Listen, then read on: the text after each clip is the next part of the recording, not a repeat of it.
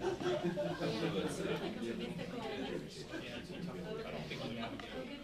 like a brigadier. We're not intentional. It's actually No, I can do it.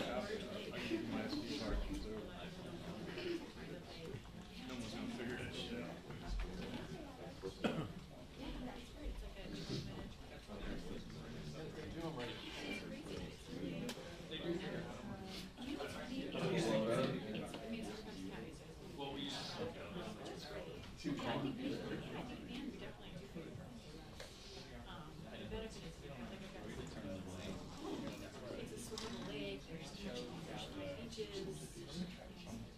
Yeah, because like most people, It's good. It's a good. It's kind of like a good. Where we're just everything is still in suburban mix. It's not like suburb. Like it's kind of a good. Yeah, and I grew up there too, which is probably the only downside that in high school. Yeah. So my high school bus went down the road. it was kind of fun for me because it was like I did it.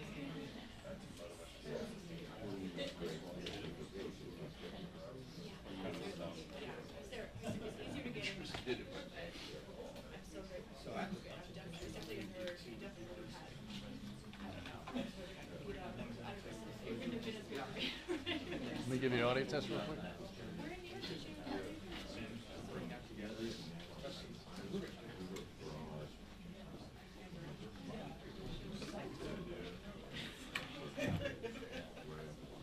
Testing 1 2, test 1 2. Testing 1 2, testing 1 2. How's it working? Testing 1 2. Test 1 2 3. Testing 1 2 3.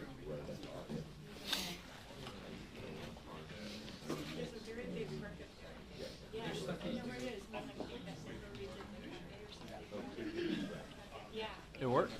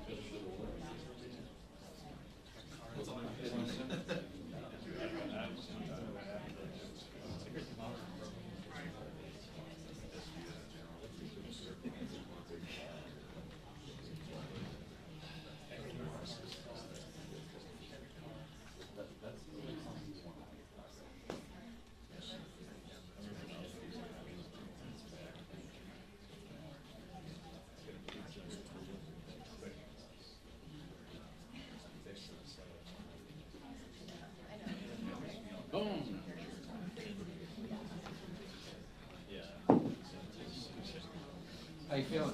Good, man. How you doing?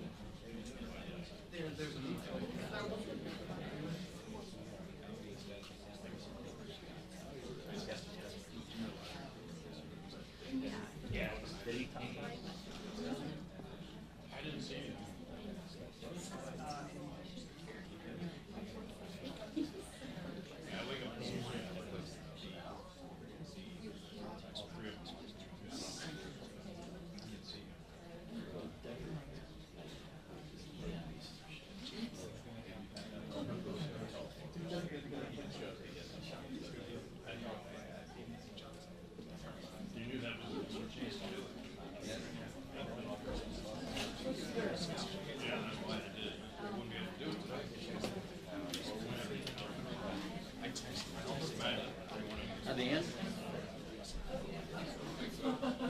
They here? They're here. No.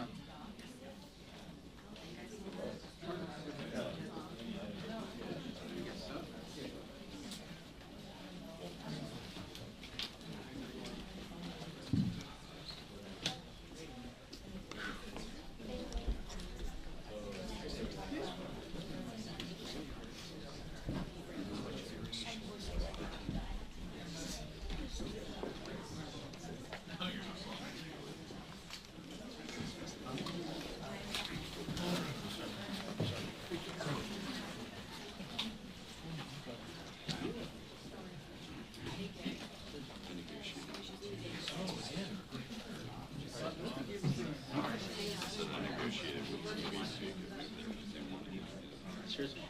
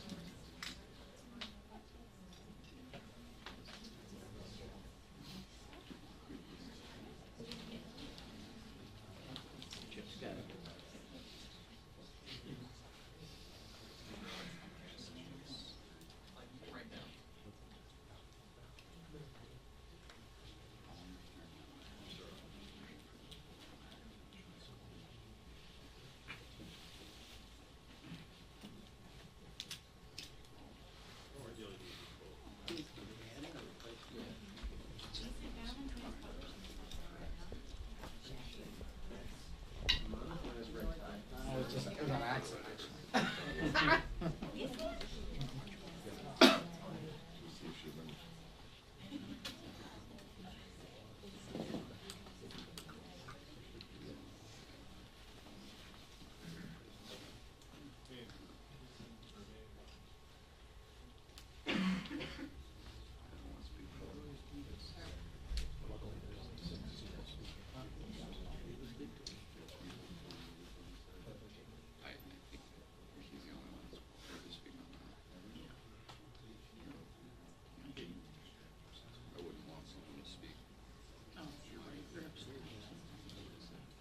Francis, when they get to the podium, can you come back and give a one shot? Oh, yeah, I'm not gonna do, Thank you. I'm setting up a Gotcha, specific gotcha. entry shot. Thank It's not a, you. it's not a work of art. Oh, yeah, it's gonna have this podium. It's gonna have, It's gonna be art. I bet,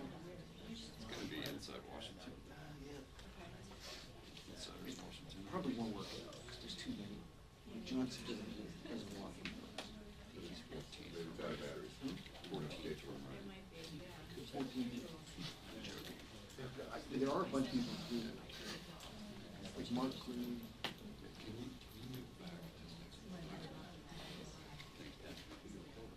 You're perfect. He's not perfect.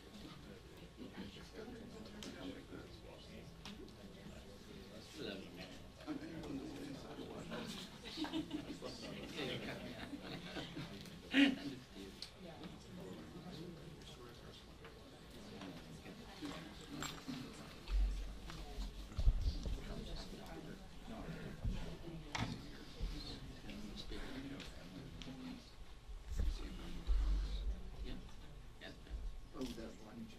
Yeah, he's in. Okay. When he was, That's right, yes. he was assigned public health service.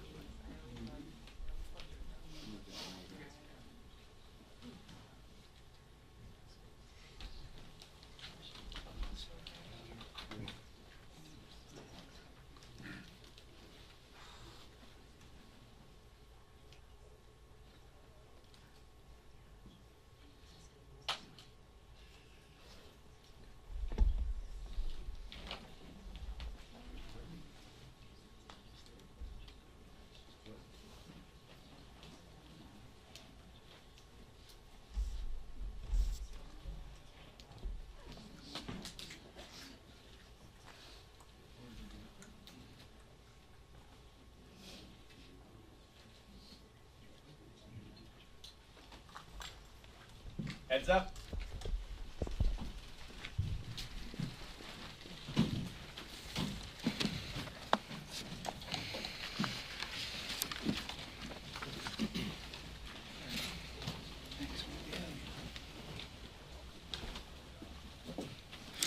Good morning. First, House Republicans are so excited to welcome back our Majority Leader, the legend from Louisiana, Steve Scalise. Welcome back, Steve. We're so excited to have you back. Before we talk about the week ahead, I want to touch on the bombshell report last week from the special counsel confirming that President Biden retained and mishandled classified documents for years in unsecure location. Special counsel Hur's decision to not prosecute Biden because of his deteriorating mental state further demonstrates the un-American two-tier justice system that exists in Joe Biden's America. There cannot be one set of rules if your last name is Biden and another set of rules for the rest of America. And the American people know that if someone is mentally unfit to stand trial, they are unfit to serve as commander-in-chief. Turning to our agenda of this week, House Republicans will continue to deliver on our promises. Yesterday, after a year-long investigation led by the House Homeland Security Committee under the leadership of Chairman Mark Green, we executed our constitutional duty impeaching Secretary Mayorkas for violating his oath to support and defend the Constitution, subvert the rule of law, and breach the American public's trust. Impeachment is just one step. The Senate must pass House Republicans Secure the Border Act, the strongest border security bill in history, to stop the invasion at our borders, which we are seeing under Joe Biden's policies. This week, House Republicans will also bring the Unlocking Our Domestic LNG Potential Act to the House floor, stopping Joe Biden's war on American energy and unleashing domestic energy production. With that, I'm proud to hand it over to Congressman Ronny Jackson from the great state of Texas. Well, thank you. I appreciate everybody being here. I just want to thank Congressman Pfluger for introducing his bill on our LNG exports. I want to thank leadership. I want to thank Speaker Johnson, Leader Scalise, Whip Emmer, and Chairwoman Stefanik for keeping this oil and gas issue at the top of the thing. But I want to talk about something else today. What I want to talk about is in regards to the Hur report that just came out. I think this is on the mind of a lot of Americans right now.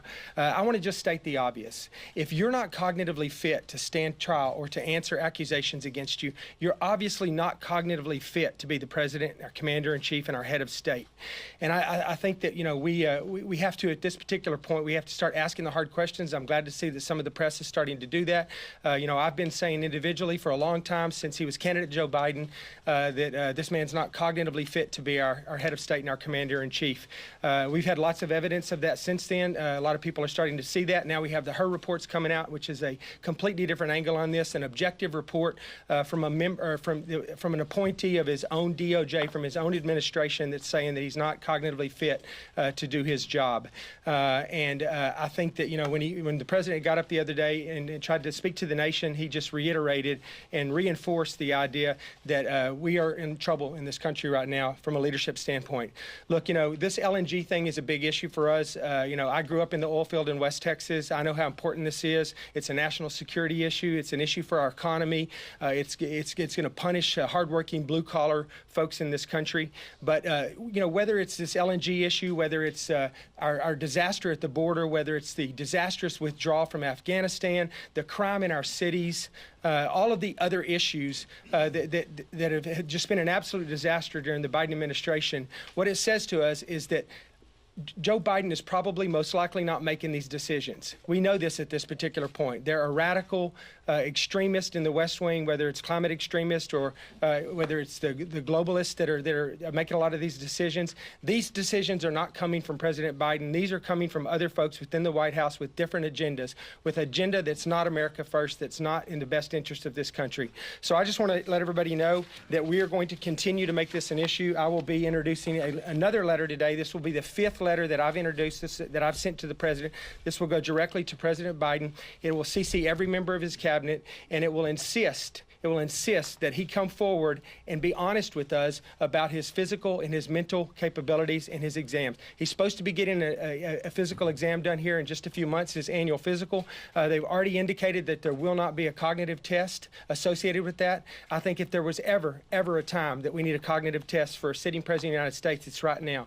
And as you remember, President Trump got one. I think he set the precedent. It was a large part because of the press's insistence that he have that included as part of his physical exam. I would like to see that same type of enthusiasm and insistence from the press right now that President Biden submit to a cognitive exam as part of his physical exam. And if he thinks he's fit to lead this country, prove it to us with some objective data that says so. And with that, I just want to turn it over to my friend and Chairman Mark Green from Tennessee. Thank you. Last night, the House of Representatives voted to impeach DHS Secretary Alejandro Mayorkas for high crimes and misdemeanors, specifically for his willful and systemic refusal to comply with the laws and his breach of the public trust. This action, this is the culmination of nearly a year's worth of investigations and hearings, was necessary to deal with a rogue DHS secretary whose lawless actions have caused and perpetuated one of the worst border crisis in American history, a border crisis that has devastated communities all across our country. Secretary Mayorkas has shown throughout his tenure that he will defy, he will ignore, and he will replace the laws enacted by this Congress. His actions have not only shown a disdain for the Constitution, but for the Congress, the law, and the American people. The constitutional case against Secretary Mayorkas is sound. The historical record is unambiguous. The framers were united in their belief that the executive branch officials must defend the Constitution, respect the separation of powers, and enforce the laws passed by this body. And if they fail to do so, they should no longer hold office. If we're all being honest here, we all intuitively understand this. When an executive branch official rejects, unilaterally replaces the laws passed by this Congress, we have to act. And last night, we did. I want to thank Speaker Johnson for his support, his leadership, the entire leadership's team for their support over the months for my committee. And I want to thank the members of the Committee on Homeland Security and our staff who has done a fantastic job.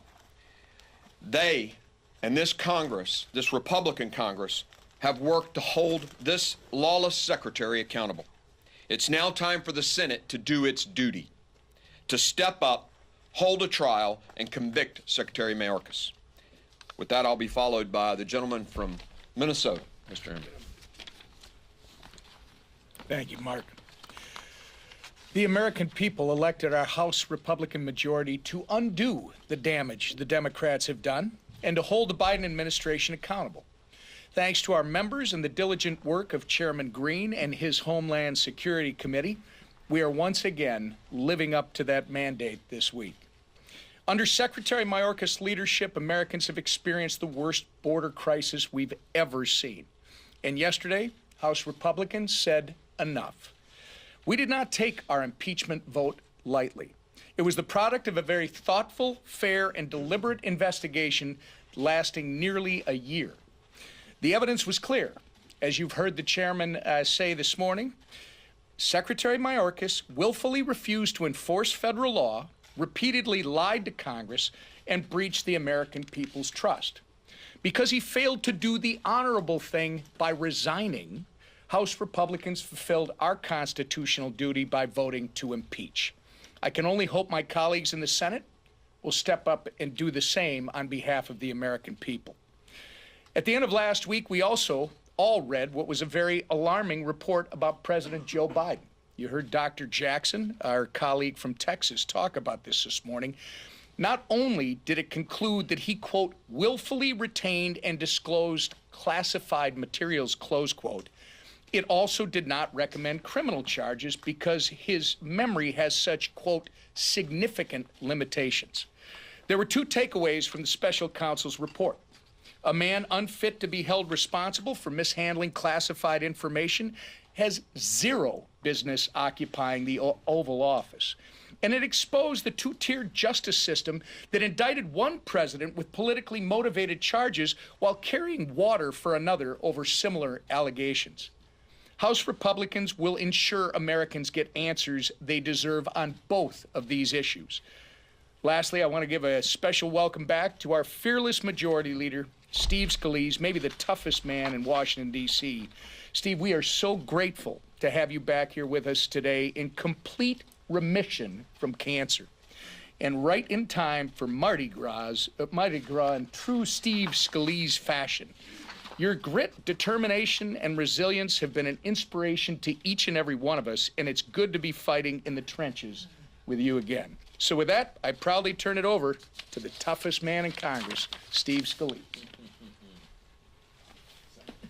Yeah. Well, thank you, Whip. It is great to be back. And even more importantly than that, it's great to be in remission from cancer. It's been a long battle, about 6 months long.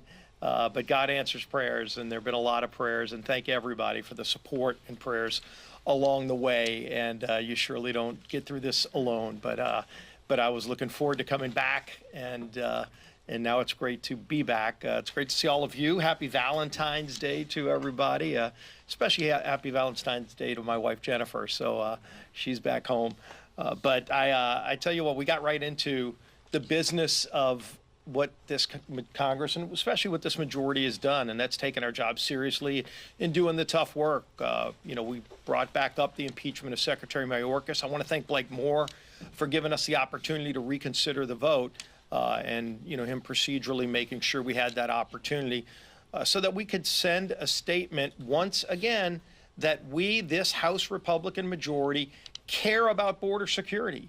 And in a town where everybody should be concerned about what is one of the biggest crises facing our country, the fact that we've had millions of people come across our border illegally, including people on the terrorist watch list, drug dealers from Mexico, the cartels having operational control of our southern border, to the point where they're bringing drugs in that are killing 150 young people in America every single day. That should matter to everybody, especially the President of the United States, and especially the Secretary of Homeland Security, who, as Chairman Green's committee, did a methodical job of pointing out over months and months of building this case that this secretary has failed to do his job. He's let down the American people. And the American people want a secure border. And people have asked, what's the point of impeaching the secretary if the Senate's just going to discard it? I don't know what the Senate's going to do. I gave up predicting what the Senate might do. But I will tell you this. If the Senate just discards this, like they do so many other important issues, like H.R. 2 that we sent over 6 months ago, where we came together as a Republican majority and passed the toughest border security package that we've ever seen come out of Congress, at least since the 1980s. And the Senate won't even take that bill up. The Senate can't even pass their own bill. And if they ignore this and just throw it in the trash can without taking it as seriously as the American people do, then there will be accountability and consequences to that action. So it's on the Senate. They have to do their job, but the good news is this House Republican majority, as razor thin as it is, once again did our job. We are going to fight to secure the border. We've got a speaker who continues to call on President Biden, and I'm sure he's going to talk about this, to just sit down and meet to talk about this major crisis. You know, the president cares about all these other things going on around the world, as we do too. But if you don't care about one of the biggest crises facing our country, to the point where the president won't even sit down with the Speaker of the House to talk about ways to solve this problem, when we've laid out a number of different options, not just laid them out, we passed them, which is not easy to do. We're going to take this seriously, as we have for months and months, and continue to focus on those needs of the American people, even if this president and his administration refuses to. One other issue that we're going to be bringing up this week, and there's others, you know, FISA is going to be a big fought-out issue tomorrow, but on Friday, it was talked about earlier, August Pfluger's bill on the LNG exports. When President Biden, just a few weeks ago, said he was going to ban LNG exports in America, all that does is embolden our enemies around the world. You know, if he does it because the far left extremists on the left and environmentalist groups are threatening him and saying, stop supporting fossil fuels in America. I don't know if the president knows this or not. But let me tell him, if it's not the first time he's heard it, I sure hope it's not the first time he's heard it. There is nobody in the world that produces energy cleaner and more efficient than the United States of America. And stop attacking American energy, Mr. President, because when we make energy, we do it better than anybody else in the world, and it allows us not only to lower prices here at home for families who are struggling, but it also allows us to send that energy to our friends around the world. And when President Biden takes that energy off of the market, that just means countries like Russia and Iran become more emboldened, because those countries still need that energy. We still need that energy. And when he shuts down LNG exports, it also stifles production in America. That kills jobs here at home. And again, the cleanest place to produce energy in the world, and it raises prices on families who are struggling. Why on God's earth would you want to do that? We have a bill to reverse that ridiculous, crazy, insane policy, and we're going to have that vote on Friday as well. So we're going to keep doing our job here in this majority, and the guy leading the way is our Speaker, Mike Johnson. Take it away. Thank you. Good morning, everybody. Thank you for being here. It is Ash Wednesday and also Valentine's Day, as has been mentioned. The American people are not feeling very loved right now, though. They're not feeling heard by the Biden administration.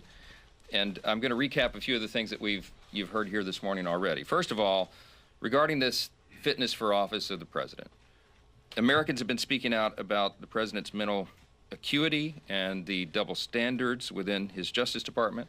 On Thursday, as you know, the special counsel confirmed that President Biden mishandled classified materials in a way that presented serious risk to national security. He broke the law, but he's not going to be charged. Why is that? Well, special counsel said that it decided not to indict the president in part because there are significant limitations on his memory, and a jury wouldn't convict him because he would be presented as, quote, an elderly man with a poor memory. That did not inspire confidence among the American people. It's of great concern to us. Ultimately, they're indicting, remember now, the DOJ is indicting one president with politically motivated charges, and they are now carrying the water for another amid very similar allegations. A man too incapable of being held accountable for mishandling classified information is certainly unfit for the Oval Office. And everyone in this room, if you just ask yourself that question, you will come to the same conclusion. On energy, this isn't the only issue, that the Biden administration is facing criticism for. Americans have expressed their frustration with his attacks on energy independence. We say all the time here that energy security is national security. The two things are directly related. It's also the lifeblood of the U.S. economy in so many ways. But the president has paused pending approvals on exports of liquefied natural gas. Why? Why would he do that? It's completely counterproductive for our country, and it is dangerous. My home state of Louisiana happens to be the largest producer of America's LNG. We try to export that around the world, but he is stalling LNG export terminals like Calcasieu Pass 2. It's nothing but a political ploy to appease radical climate activists at great cost. Job creators and energy producers are going to have to pause their projects. It's going to jeopardize thousands of U.S. jobs. And our partners in Europe, who were promised an alternative to Russian energy, will now have to source fuel from Moscow. They're going to line Putin's pockets. If we don't send American LNG to our friends and allies in that part of the world, they will have to go to Moscow to get it. We'll have to turn energy sources that aren't as clean. That our European friends and allies will turn to these sources that are not as clean. Russian gas is not as clean as U.S. gas to make up for all those losses. And that's why this week the House is moving on legislation to depoliticize the LNG permitting process. House Republicans are going to do our job. We're listening to our energy producers who are standing for energy independence, which is good for every single American. Regarding the border, talk about the American people not being listened to. They are crying out to the Biden administration to secure the border. This is not a Republican issue. It's an issue for every single person, and everybody knows it.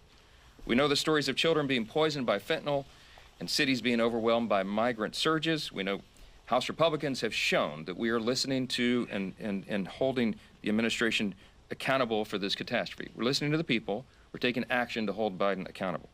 Last night, the House voted to approve articles of impeachment against Secretary Mayorkas. Desperate times call for desperate measures. We had to do that.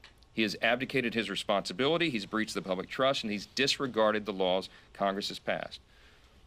But much more has to be done, of course, to secure the border. And what the Senate produced this week is silent on that issue. Senator McConnell and I have spoken about this in frank sessions, and let me be clear here again this morning. The Republican-led House will not be jammed or forced into passing a foreign aid bill that was opposed by most Republican senators and does nothing to secure our own border. It's time for Washington to start showing some love to Americans. On Valentine's Day, this is a good day to point this out. We need to listen to the American people and their needs and take action. And that's why House leadership will continue to govern with Americans' interests at heart. With that, I'll take some questions. Back row. Yeah. Speaker Johnson, last night there was about a 9-point swing from Republicans to Democrats in New York 3. Does that mean that House Republicans have a challenge in keeping the majority, and what should House Republicans do? No, the result last night is not something, in my view, that Democrats should celebrate too much. Think about what happened there. They spent about $15 million to win a seat that President Biden won by 8 points. They won it by less than 8 points. Their candidate ran like a Republican. He sounded like a Republican talking about the border and immigration, because everybody knows that's the top issue that is on the concern, the hearts and minds of everybody. That incumbent had been a 3-term member of Congress, and he had a 100% name ID and a deep family history in the district. Our candidate was relatively unknown in that comparison and had a very short runway. She ran a remarkable campaign. There was a weather event that affected turnout. There are a lot of factors there. That is in no way a bellwether of what's going to happen this fall. We are absolutely convinced. I've been to 17 states in the last 12 weeks. I'm telling you, whether I'm out west, on Long Island, in the Deep South, Mid-South, in Midwest, it doesn't matter.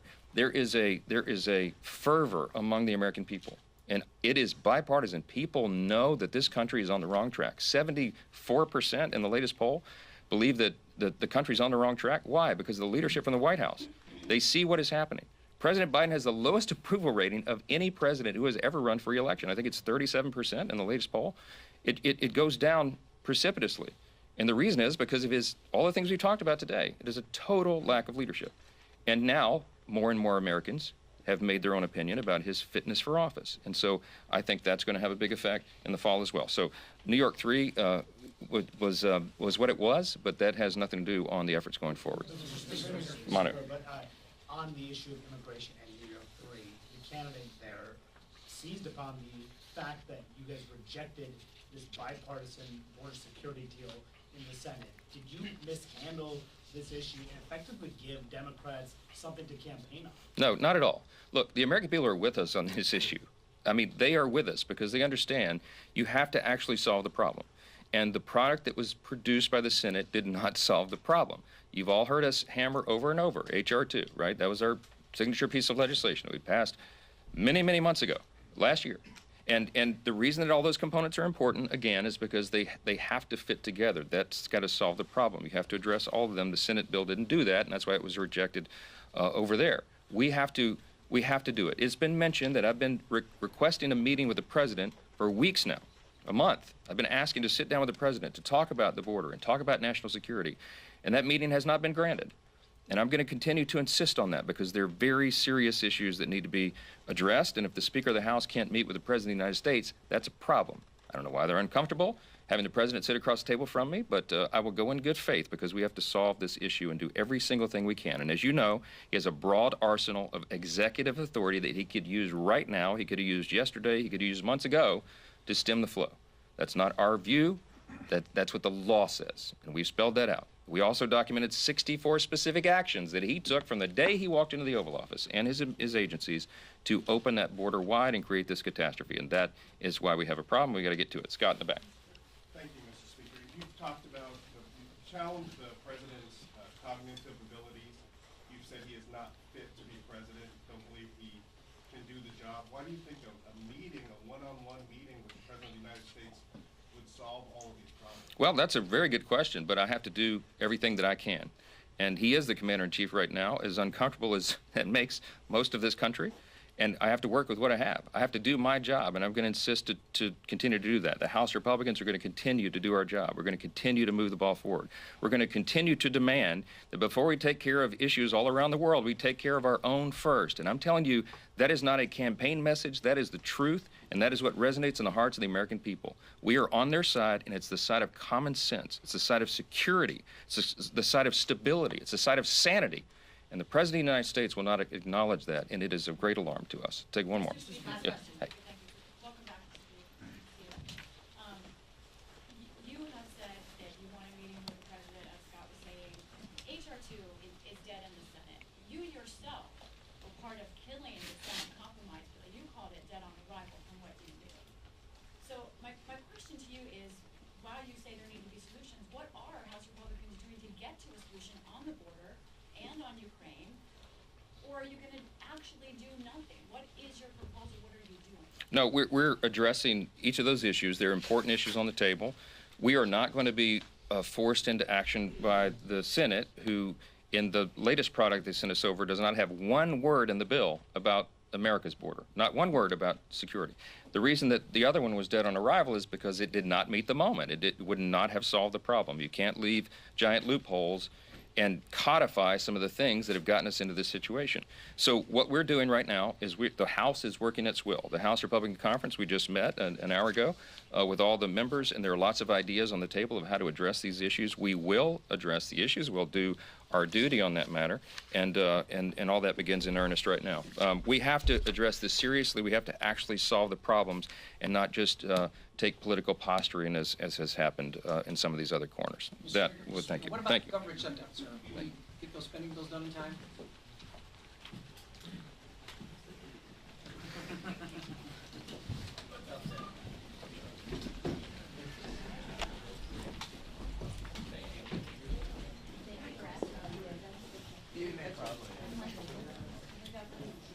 Do we need that?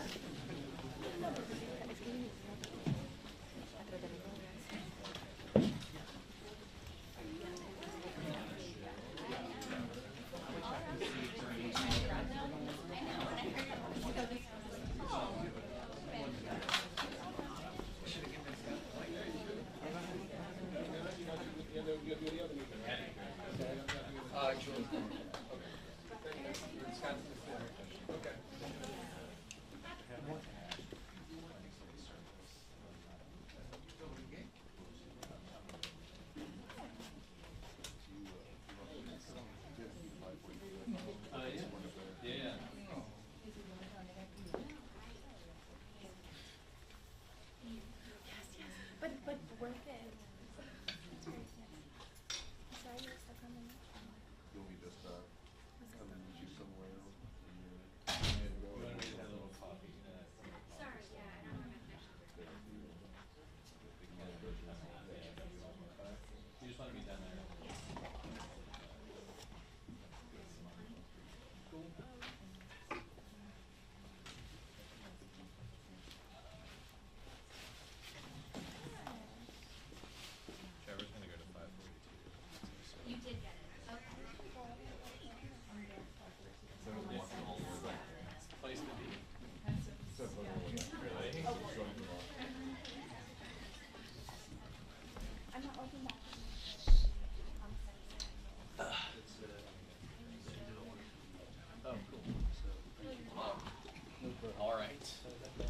I can run a mic check for you guys if you want. But let's see.